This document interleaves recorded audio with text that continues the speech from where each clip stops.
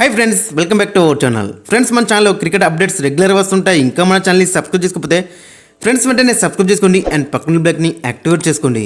And అదే ఇంకా మన వీడియోని లైక్ చెప్తే ఫ్రెండ్స్ వెంటనే లైక్ చేసి మన వీడియోలోకి ఎంటర్ చేద్దాం. ఫ్రెండ్స్ తప్పకుండా లైక్ చేయండి. లైక్ చేస్తే మన వీడియో మరొకరికి ఫాస్ట్గా రీచ్ అవుతుంది. ఇక ఆఫ్ఘనిస్తాన్పై భారత్ తన విజయ పరంపరను కొనసాగించింది. 3 మ్యాచ్ల టీ20 సిరీస్లో భాగంగా మొహాలీలో జరిగిన తొలి టీ20లో ఆఫ్ఘనిస్తాన్ను 6 వికెట్ల తేడాతో చిత్తు చేసింది. శివన్ దుబే టీమిండియా విజయంలో కీలక పాత్ర పోషించాడు. తన కెరీర్లో సెకండ్ హాఫ్ సెంచరీ చేశాడు.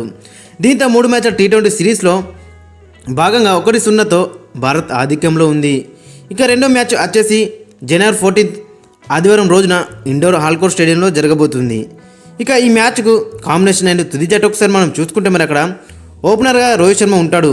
ఇక అతనితో ఎవరు ఉంటారు అక్కడ? మరి కోహ్లీ ఓపెన్ చేస్తాడా, లేదంటే శుభ్మన్ గిల్ కంటిన్యూ అవుతాడా, లేదంటే జైస్వాల్ ఓపెనింగ్ చేస్తాడా? ఇంకా ఈ విషయం అనేది డైలమాలో ఉంది. మరి ఫస్ట్ మ్యాచ్లో అక్కడ యశస్వి జైస్వాల్ ఓపెనింగ్ చేయాల్సిన అవసరం ఉండేది. కానీ అతనికి కొంచెం నిగల్ వల్ల మరి అతని ప్లేస్లో మళ్ళీ గిల్ అయితే తెర మీదకి వచ్చిండు. ఇక నెంబర్ 3లో అయితే విరాట్ కోహ్లీ ఆడతాడు. ఒకవేళ ఓపెనింగ్ చేస్తే మాత్రం నెంబర్ 3లో మళ్ళీ తిలక్ వర్మ ఆడే అవకాశం ఉంటుంది. ఇక మనకు తెలుసు మరి కింగ్ కోహ్లీ మరి హైయెస్ట్ రన్ గెటరు ఇంటర్నేషనల్ టీ20లలో మొత్తం ఓవరాల్గా చూసుకుంటే. కాబట్టి ఖచ్చితంగా మరి టీ20లో మరి కింగ్ కోహ్లీ 14 నెలల తర్వాత మళ్ళీ రిటర్న్ చేస్తున్నాడు. కాబట్టి మరి ఇతని కోసం చాలా ఫ్యాన్స్ ఎదురు చూస్తున్నారు.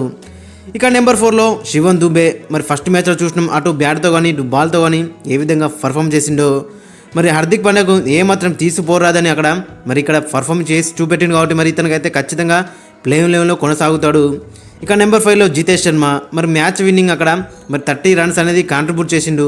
కాబట్టి ఇతను ఖచ్చితంగా ప్లేయింగ్ లెవెల్ ఉంటాడు. ఇక నెంబర్ 6లో రింకు సింగ్ కొనసాగుతాడు. మరి ఫస్ట్ మ్యాచ్లో ఇతనికి అంత పెద్ద అవకాశం అయితే రాలేదు. ఇక నెంబర్ 7లో అక్షర్ పటేల్ ఆడతాడు. మరి ఫస్ట్ మ్యాచ్లో చూసినా మరి ఎలాంటి బౌలింగ్ స్పెల్ వేసిండో. కాబట్టి ఇతను ఖచ్చితంగా ప్లేయింగ్ లెవెల్ అయితే ఉంటాడు. ఇక నెంబర్ 8లో వాషింగ్టన్ సుందర్ ఆడతాడు. ఎందుకంటే మరి మనకి డీప్ బ్యాటింగ్ లైనప్ కావాలి కాబట్టి. ఇక నెంబర్ 9లో కుల్దీప్ యాదవ్ అయితే ఆడతాడు. మరి ఈ ఇయర్ చూసుకుంటే మరి లాస్ట్ ఇయర్ చూసుకుంటే మరి అక్కడ రెడ్ హార్ట్ ఫామ్లో ఉన్నాడు. కాబట్టి మరి ఫస్ట్ మ్యాచ్లో చూసినా మరి రవి బిష్ణు ఏ విధంగా ఫెయిల్ అయినో. కాబట్టి మరి అతని ప్లేస్లో కుల్దీప్ యాదవ్ ఆడే అవకాశం అయితే ఖచ్చితంగా ఉంది.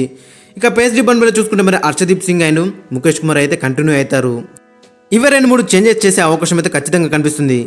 ఒకసారి ఫైనల్గా తుది జట్టు ఒకసారి చూసుకుంటే మరి అక్కడ నెంబర్ 1 వచ్చేసి రోహిత్ శర్మ, నెంబర్ 2లో శుభ్మన్ గిల్ ఆర్ యశస్వి జైస్వాల్, నెంబర్ 3లో విరాట్ కోహ్లీ, నెంబర్ 4లో శివన్ దుబే, నెంబర్ 5లో Jitesh Sharma as a wicket keeper, number 6లో రింకు సింగ్, నెంబర్ 7లో అక్షర్ పటేల్, నెంబర్ 8లో వాషింగ్టన్ సుందర్, నెంబర్ 9లో కుల్దీప్ యాదవ్, నెంబర్ 10లో హర్షదీప్ సింగ్ అండ్ నెంబర్ 11లో ముఖేష్ కుమార్. ఇక ఓవరాల్లో చూసుకుంటే కాంబినేషన్ అంతా సెట్ ఉంది. ఒకవేళ ఓపెనర్గా మరి విరాట్ కోహ్లీ గిట్ట బరిలోకి దిగితే మాత్రం అక్కడ తిలక్ వర్మ కంటిన్యూ అవుతాడు నెంబర్ 3లో. లేదంటే మరి అక్కడ విరాట్ కోహ్లీ మరి తిలక్ వర్మ ప్లేస్లో ఆడే అవకాశం ఉంటుంది. ఇక జైస్వాల్కి ఛాన్స్ ఇచ్చే అవకాశం ఉంటుంది. ఇక స్పిన్ డిపార్ట్మెంట్లో చూసుకుంటే మరి అక్కడ కుల్దీప్ యాదవ్ ఆడే అవకాశం ఉంది in place of Ravi Bishnoi.